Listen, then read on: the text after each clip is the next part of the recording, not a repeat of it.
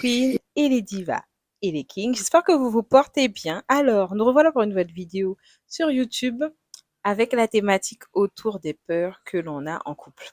Donc, je suis Alison Vincent.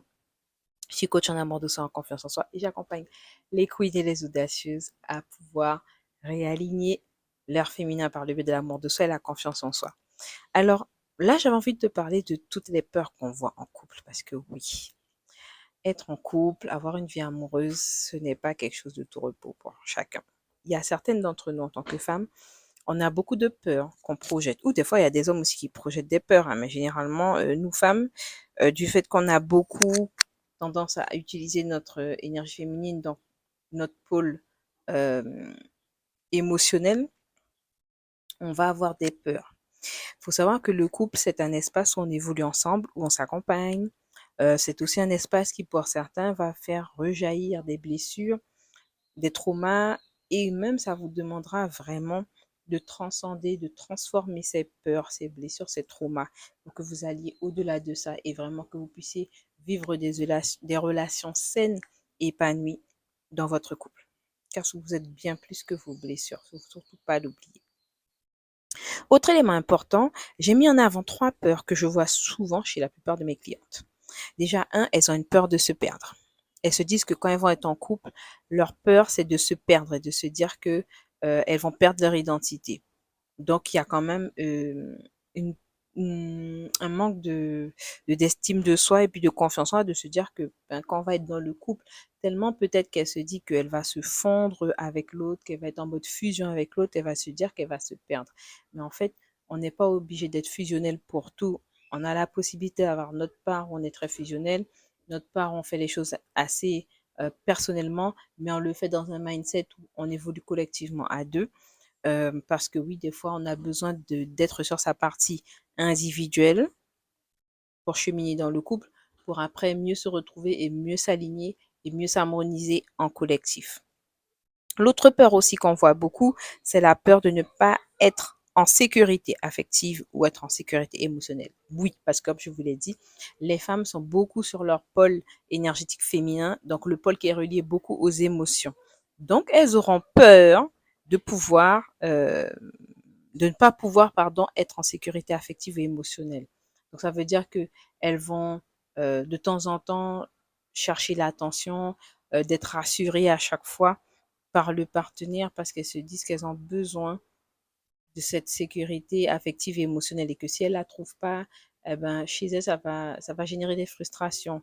Le problème, c'est que quand c'est pas exprimé, ça vous fait du mal à vous et ça fait du mal au partenaire. Donc, c'est important de pouvoir travailler cette communication dans le couple, cette libération de la parole dans le couple pour permettre que euh, par vous-même, vous construisez votre propre sécurité affective et émotionnelle pour après que vous puissiez aussi euh, connaître votre partenaire au mieux pour voir que lui aussi, dans sa façon de faire les choses, dans sa façon de d'être avec vous, qui vous procure la sécurité émotionnelle et affective dont vous avez besoin pour être bien. Et que si ce n'est pas le cas, d'en parler, mais de ne pas accuser le partenaire. Parce que la communication, c'est savoir écouter, entendre l'autre, pas forcément vouloir toujours répondre et se justifier ou autre.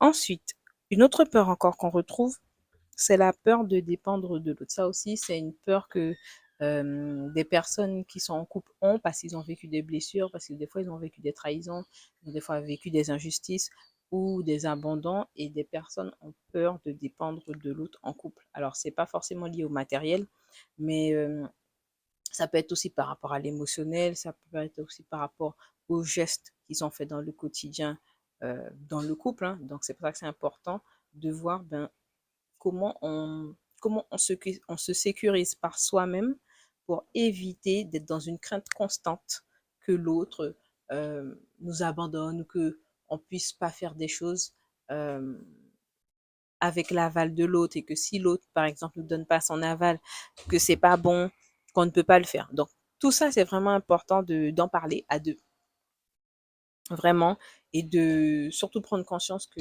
dans le couple, ce sera important de faire en sorte que vous épanouissez de façon harmonieuse. Donc, ça veut dire que faudra être capable de communiquer, de trancher, de prendre des décisions, de faire des compromis.